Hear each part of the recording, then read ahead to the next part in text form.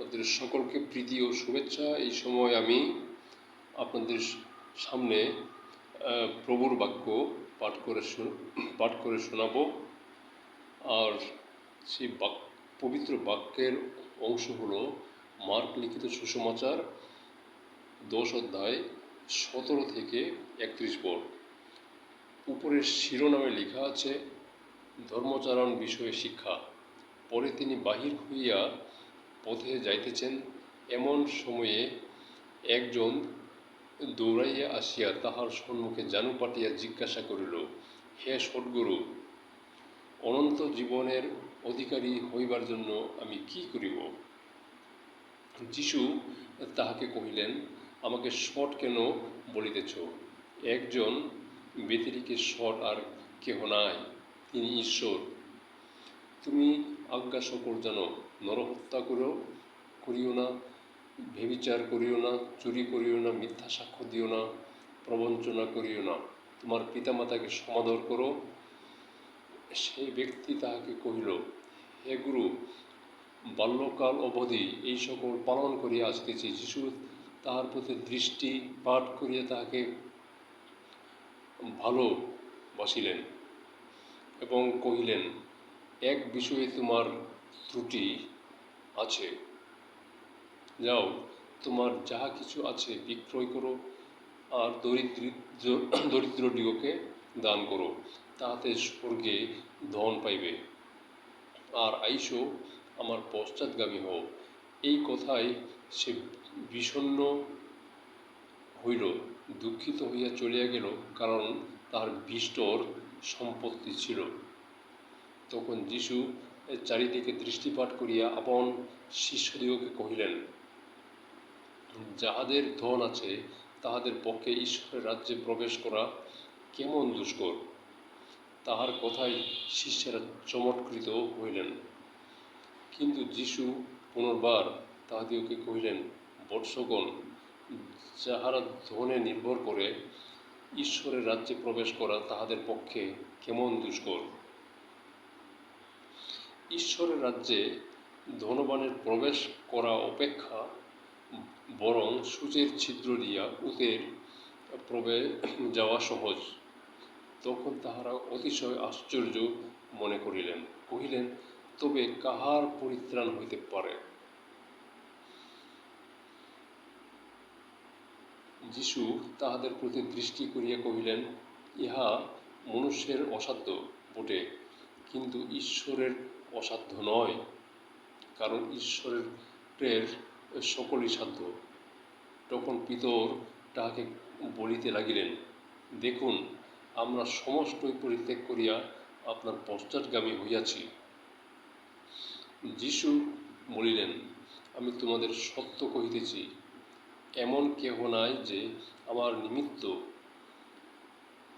ও সুসমাচারের নিমিত্ত বাটি, কি ভ্রাতৃগণ, কি ভগিনী, কি মাতা, কি পিতা, কি সন্তান সন্ততি, কি ক্ষেত্র ত্যাগ করিয়াছে, কিন্তু এখন ইহকালের তাহার 100 গুণ না পাইবে।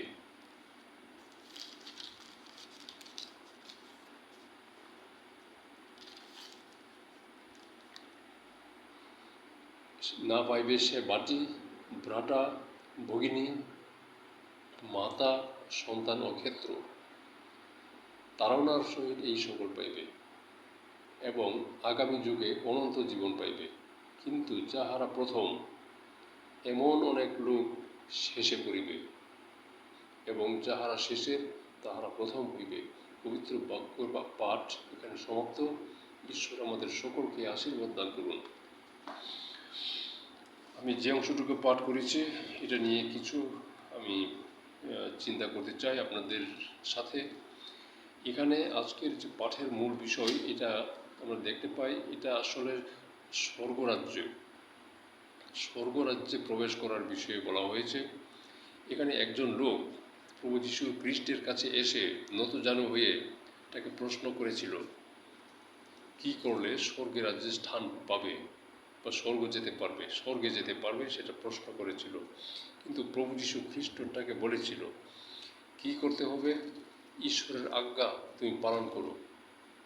এবং তাকে বলেছে, তুমি নরহত্যা করো না, ব্যভিচার করো না, চুরি করো না, মিথ্যা সাক্ষ্য দিও না, লোভ করো না, পিতামাতাকে সমাদর করো, এইসব বলেছিল। কিন্তু সেই যুবক প্রভু যীশু খ্রিস্টকে উত্তরে বলেছিল, গুরু, আমি বাল্যকাল অবধি সেগুলি পালন করে আসছি। কিন্তু প্রভু যীশু খ্রিস্ট তার দিকে তাকিয়ে তাকে বলল, ভালো, এবং তাকে ভালোবেসে বলল, তোমার একটি বিষয়ে এখনো বাকি আছে। তোমার যা কিছু আছে, যা কিছু সম্বল আছে, সব কিছু বিক্রি করে তুমি দরিদ্রদেরকে দান করো এবং তুমি আমার পশ্চাৎগামী হও। তখন সেই যুবকটি বিষণ্ণ হলো এবং দুঃখিত হয়ে চলে গেল। তখন প্রভু যীশু খ্রিস্ট তার শিষ্যদের দিকে তাকিয়ে বলল, একজন ধনী লোকের পক্ষে স্বর্গে যাওয়া কতই না কষ্ট, কতই না দুরূহ ব্যাপার। এবং তার শিষ্যরা প্রভু যীশু খ্রিস্টের কথা শুনে আশ্চর্যান্বিত হলো। তখন যীশু তাদের দিকে তাকিয়ে আবার তাদের বলল, একজন ধনী লোকের পক্ষে স্বর্গে যাওয়া অপেক্ষা একটা উটের পক্ষে একটি সূচের ছিদ্র দিয়ে প্রবেশ করা এবং পার হয়ে যাওয়া সহজ। তার শিষ্যরা এই কথায় আরো আশ্চর্যান্বিত হলো। পরবর্তীতে আমরা দেখতে পাই পিতর তাকে কি বলল, তাকে প্রভু যীশু খ্রিস্টকে বলেছিল যে, প্রভু, আমরা তো আমাদের সব কিছু পরিত্যাগ করে আমাদের ভ্রাতা ভগ্নী, পিতা মাতা এবং সন্তান সন্ততি এবং ক্ষেত্র সব কিছু পরিত্যাগ করে আপনার পশ্চাৎগামী হয়েছি, আপনার সাথে এসেছি। তখন প্রভু যীশু খ্রিস্ট তার শিষ্যদেরকে বলল, কি বলেছিল তার শিষ্যদেরকে বলেছিল, এমনও তো হতে পারে যারা আমার জন্য এবং সুসমাচারের জন্য সব কিছু পরিত্যাগ করে জীবনযাপন করতে পারে, কিন্তু এইসব পরিত্যাগ করে তারা এই পৃথিবীতে এমনও হতে পারে মা বাবা, ভাই বোন, পিতামাতা এবং আত্মীয় স্বজন, বন্ধুবান্ধব, পুত্রকন্যা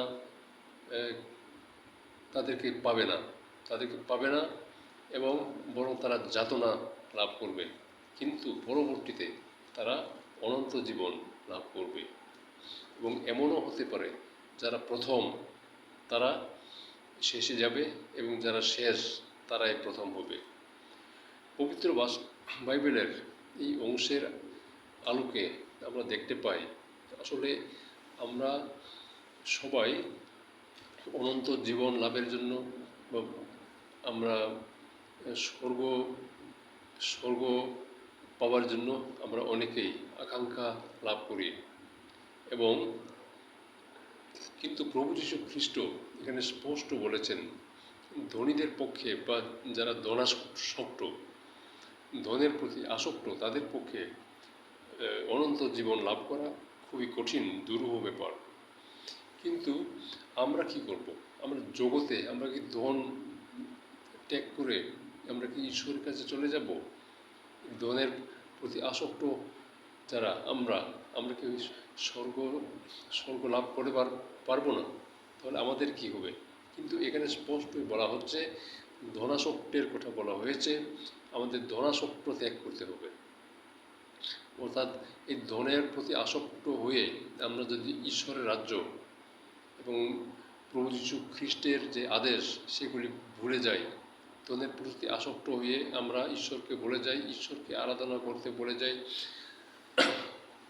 অর্থাৎ সুখে থাকার কারণে যদি আমরা ঈশ্বরকে ভুলে যাই, তাহলে আমাদের পক্ষে ঈশ্বরের রাজ্য লাভ করা সম্ভব নয় এবং ঈশ্বর আমাদের সঙ্গে থাকবেন না, ঈশ্বর আমাদের সান্নিধ্যে থাকবে না। তো সুতরাং ঈশ্বরের সান্নিধ্যে থাকতে হলে আমাদের সাবধানতা অবলম্বন করতে হবে। ধনের প্রতি আসক্ত হয়ে ধনের প্রতি মায়া মমতায় থেকে আমরা এই আমরা ধর্মধামে যাওয়া বা মন্দিরে যাওয়া, প্রার্থনা করা, ঈশ্বরকে স্মরণ করা ইত্যাদি যদি আমরা ত্যাগ করি, তাহলে আমরা অবশ্যই আমরা অনন্ত জীবন লাভ করতে পারবো না।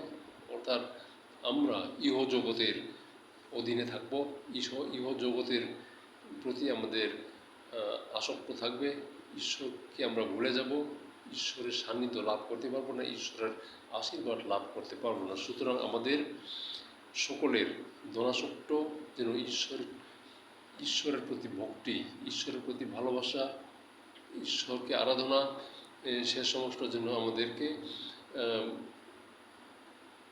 দূরে ঠেলে নিয়ে যায়। এই জন্য আমাদের চেষ্টা করতে হবে অবশ্যই যেন আমরা ঈশ্বর ভয়, ধনের প্রতি আসক্ত না, ধনের প্রতি আমরা ভয় না করে ঈশ্বরের প্রতি আমাদের ভয় থাকে, তখনই আমরা অনন্ত জীবন লাভ করতে পারবো। ঈশ্বর আমাদের সকলকে আশীর্বাদ দান করুন এবং আমরা যেন তাকে ভালোবাসতে পারি এবং ঈশ্বরের আশীর্বাদ লাভ করতে পারি। এই বলে আমি আমার সংক্ষিপ্ত আলোচনা শেষ করতে চাই। ভালো থাকুন, সুস্থ থাকুন এবং শান্তিতে থাকুন। এই বলে আমি আপনাদের সকলকে ধন্যবাদ জানাচ্ছি। ইম্মানুয়েল।